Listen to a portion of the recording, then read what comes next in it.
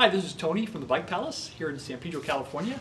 I'm here to show you one of my favorite bicycles. It's the Specialized Stumpjumper FSR Comp.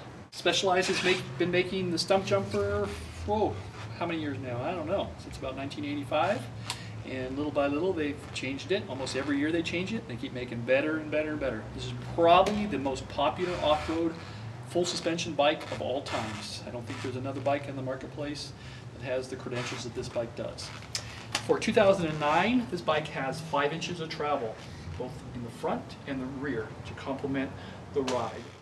Specialized, of course, uses a horse link rear triangle, and that's basically what that pivot point right there is. It isolates the rear axle from the action going on in the rear end of the bike, so the bike has no kickback when you're pedaling and no dive when you are applying your brakes real hard. Just a very, very efficient design all around. All the Stumpjumper models, other than the carbons of course, use the M5 tubing. They call this design in the front end the Ori design, which makes for actually putting this bend in here, makes the frame a lot stronger. They've done the same thing here at the bottom bracket now to make it stronger. Since we're down here, as you can see, this is a Fox Triad shock which controls the rear end of the bike, and this shock has 3 settings. Triad. One fully open, one completely locked out, and a third position which they call Pro Pedal, which is designed to be a little bit stiffer than your normal position for, say, climbing a fire road or something where the trail is a little bit smoother and you don't need to be fully open all the time. Of course, you do have a rebound dampening on that shock. It's an air shock, so you set it with the air pressure initially to set your sag, using about 20% of your travel in sag. And what that does, sag keeps your rear wheel on the ground, so it maximizes your traction. And not only do you do that on the rear of the bike, you would do it on the front also.